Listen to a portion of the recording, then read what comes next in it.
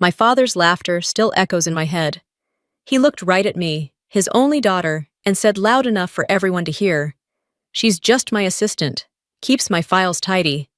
The room erupted in laughter. I didn't. Because the man he was bragging to, the one he was desperate to impress, was the same four-star general who had read my classified report the week before. I felt my pulse steady, not break. If my father wanted to turn me into a joke, then tonight he'd learn exactly who the punchline belonged to. My name is Tessa Gilbert, and this was the night I stopped letting silence protect him. The house smelled like smoke and nostalgia. Cigar haze curled above the old mahogany table. Bourbon glasses glinted under the yellow light, and the laughter of men who missed their prime filled every corner. The same walls that once framed my childhood now felt like they were closing in. My mother's message had been short. "Your father wants you home for dinner. It's important. General Kane will be there." That name had stopped me cold. He wasn't just another retired officer. He'd been on the oversight board of the same program I commanded in silence. If he remembered my voice from the cipher briefings, this dinner could unravel a decade of careful separation. But saying no to my father was never an option. Richard Gilbert didn't believe in refusal. Only rank, only pride, only the echo of who he used to be. When I stepped through the door, the past greeted me like a ceremony.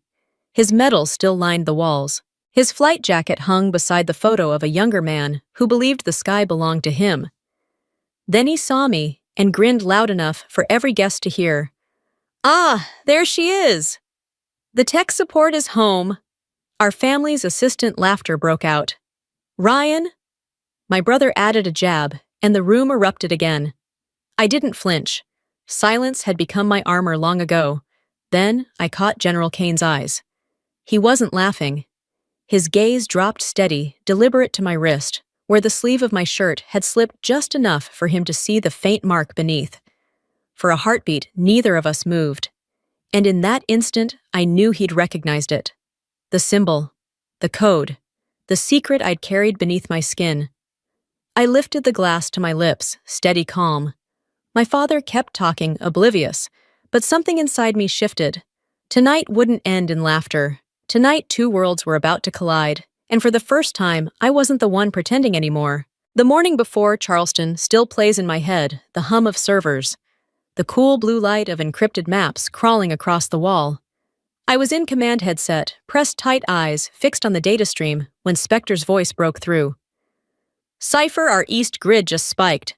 What's the protocol contain? Run cipher lock on port 9. Copy that actual." The silence that followed wasn't fear. It was respect.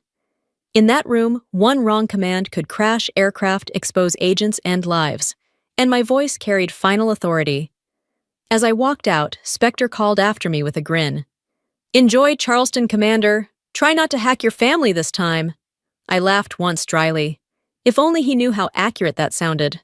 On the flight home, my secure tablet blinked. Oversight rotation approved. General Albert Kane reinstated. Level Omega clearance. My pulse stopped. Kane had read my reports, every classified file, every order signed cipher actual, including Black Meridian, the mission that saved the Pacific radar grid, the one that kept Ryan's squadron alive. He never knew I was the one who'd pulled him out of death's path. As the plane descended through the Carolina clouds, I realized the truth. If Kane recognized me tonight, he'd know everything. If he stayed quiet, he was waiting for my move. So I made a decision. No hiding, no denial. Let the truth surface on its own terms. Dinner was the same performance as always, bourbon smoke, and my father's nostalgia for a world that still obeyed him. He raised his glass high. "To the Air Force. To loyalty, courage, and legacy." Kane smiled politely. I stayed silent, listening to Ryan brag about fighter training while my father basked in pride. Then the familiar sting, "My son's a pilot." A real job, none of that computer nonsense. He turned to me. "You still fixing broken laptops, Tessa?" Something like that. The laughter came easy for them. I'd long stopped reacting. Then came the punchline he loved most. "She's basically my assistant when she's home. Very organized, aren't you, honey?" More laughter. Except from Kane. I poured his bourbon, adjusting my watch. My sleeve slipped back for 3 seconds, just enough for the gold light to touch the ink beneath my skin. U-77. Kane's hand froze. His eyes locked on mine. He placed the glass down slowly, voice low but unmistakable. Cipher actual. The room went still. My father frowned, baffled. Cipher what? Kane turned tone clipped with military precision. Richard, your daughter isn't your assistant. She commands Unit 77. Every smile vanished. Ryan stared silent. My father's color drained. I stood there calm, unshaken, as the two worlds I'd lived in for years finally collided, clean, quiet, and irreversible. The air in the dining room grew thick enough to choke on. My mother's fork slipped from her hand, the metallic ring cutting through the silence. General Kane no longer looked like a guest. He stood like an officer delivering a verdict.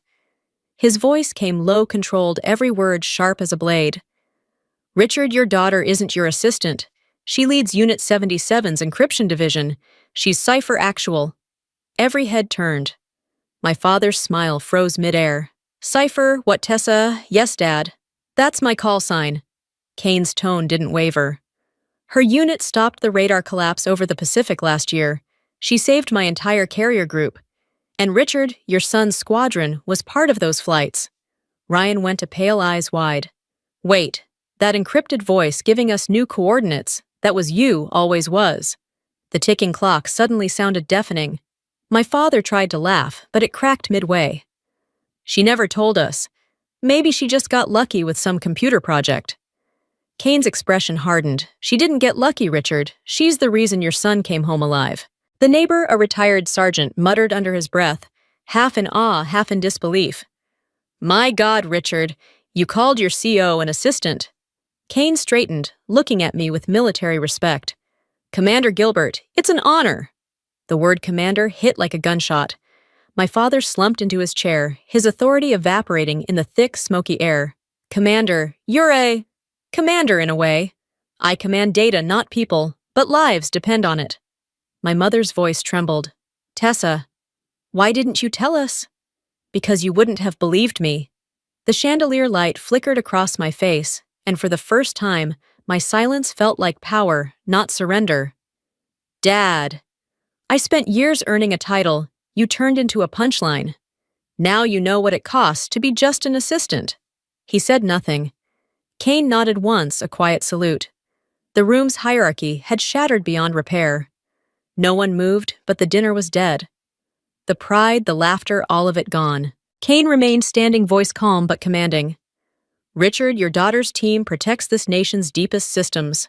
Without them, we'd be blind. My father struggled to find his words. She's just a kid who played with computers. I mean exactly that, Kane cut in. She outranks half this room, including me. He tried to pour more bourbon, but his hands shook. Why didn't you tell me? Because you never asked. The words hit like shrapnel. You made me a fool in front of my oldest friend. No, Dad. You did that yourself. Ryan's voice cracked. So all those years, when I mocked your safe job, you were the one keeping us alive? Yes. I'm sorry. And I believed him. He wasn't cruel, just trained to look away. I stood setting my glass down. I should get back to Arlington. My team's waiting. Tessa, wait. Next time, Dad, pour your own bourbon. Outside, the air was cold, sharp.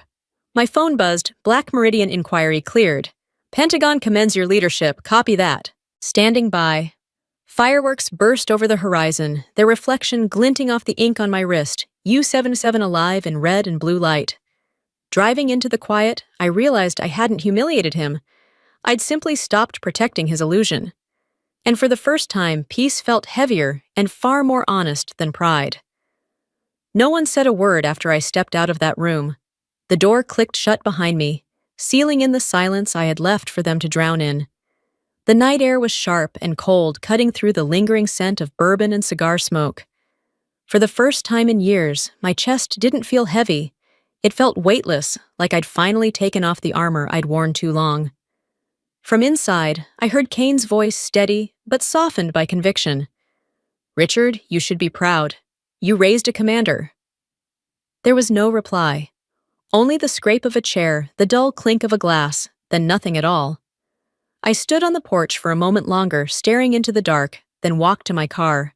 The yellow light spilling from the dining room windows stretched across the hood, like the last remnant of a world I was done belonging to. On my wrist, the ink of U-77 caught the faint blue from the dashboard glowing softly against my skin. The phone buzzed as the engine started. Spectre's name flashed on the screen. Actual, we've got a situation. Crimson Shield flagged a breach in the eastern satellite array. I shifted the car into drive. En route. I'll brief from my terminal. He chuckled quietly. You sure you're ready to dive back in? I glanced at the house shrinking in my rearview mirror. I've been ready for years. Before I pulled away, another call came. Mom. Tessa? He didn't mean it. Your father's just proud in the wrong way. I exhaled. Mom? I'm fine. Just tell him I don't need him to be proud. I just needed him to listen. Silence. Then a tremor in her voice. He's sitting there staring at your empty chair. That's a good start, I said softly and hung up. Halfway to the interstate, a new message from Spectre appeared. Black Meridian cleared. Pentagon commends your leadership. You're being recommended for the Medal of Distinguished Service. A small laugh escaped me. Irony has a sense of timing.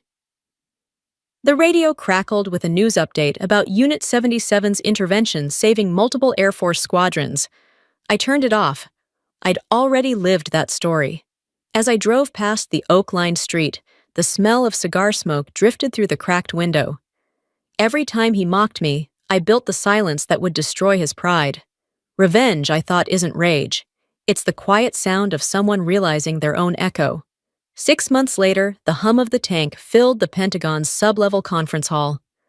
12 officials sat around the table as I led the final briefing for Crimson Shield Initiative. My voice was even deliberate. The objective is containment. We neutralize cyber threats before they become kinetic. No one interrupted. Even the seasoned generals watched closely. Kane sat at the far end, arms folded, nodding each time I finished a section. When the meeting ended, he approached, expression calm but warm. Outstanding work, Commander Gilbert. The Joint Chiefs were impressed. Thank you, sir. He studied me for a moment. Your father called me, you know. He said he doesn't know how to fix what he broke. He doesn't need to, I said. Some things are meant to stay quiet. Kane's smile held a trace of sadness. He asked if you'd ever come home again. Home? I glanced at the glass wall overlooking the city.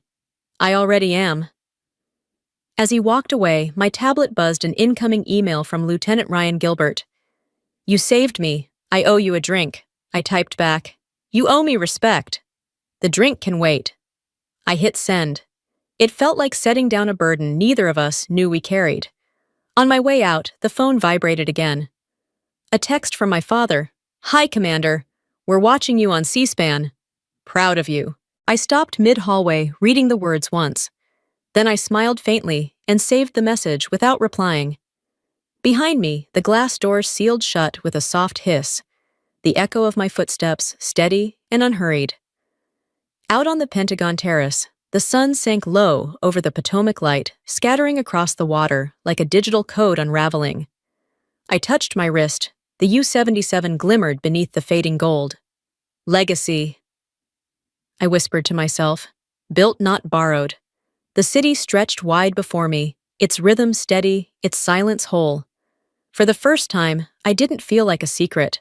I felt like part of something vast and unshakable. It was late, the kind of quiet that hummed. The servers in the Arlington Command Center whispered behind me, steady and alive. Blue light from the monitor spilled across the wall, cold and clean truth in its purest form. The phone buzzed on the desk. One new message. Dad. Hi, Commander. Mom and I watched the hearing. We're proud of you. I stared at it for a long time. Once those words would have undone me. I would have cried, maybe even believed them. Now they felt weightless, like air after a storm. I read them again, then folded the phone shut. He finally said the words I thought, but they'd arrived years too late to matter. The room dimmed around me as memory cut through his voice, sharp and cold. You'll never understand what real duty means. But I had. I carried the kind of duty he never had to face. And now, as he wrote of pride, I felt only compassion for the man who confused medals with meaning. The phone's reflection glowed against the metal table, catching the ink on my wrist, U77, the letters burning soft blue and silver. Some people wear their rank on their sleeves. I wear mine under my skin. I turned back to the screen, fingers moving again. Recognition isn't power. Clarity is. The light dimmed, leaving only the quiet. I typed one final reply. Glad you're both well. Then I powered down the monitor. The silence that followed wasn't empty. It was freedom. The war was over the moment I stopped needing to win it. Monday morning came quiet and clear. I walked through the Pentagon's corridor in full uniform, the click of my boots echoing softly against marble floors. Few knew what was happening that day, a closed ceremony for those who worked in shadows where names were never spoken outside the walls. No cameras, no families, no applause. Just the quiet acknowledgement of those who served unseen. The ceremony room was small and bright, its air thick with reverence. General Kane stood at the front, a modest box in his hands. When he spoke, his voice carried the weight of both authority and respect. Commander Tessa Gilbert for outstanding leadership in Operation Black Meridian and continuous service to National Defense Medal for distinguished service. He pinned the medal over my heart. The medal was cool against the fabric, the moment almost weightless. There was no applause, only a stillness so complete that it felt sacred. It was the kind of silence I understood, the kind I'd earned. When the ceremony ended, Kane approached, his tone quieter, almost fatherly. Your father was right about one thing: the Gilberts stand for honor. Thanks to you. I smiled faintly. Honor isn't what we inherit, sir. It's what we build when no one's watching. He laid a hand on my shoulder, eyes softening. I hope you'll let him know you forgave him. I already did. The moment I stopped needing an apology. He nodded once, a gesture heavy with meaning. For a moment, we both stood in silence, watching the light spill across the wall.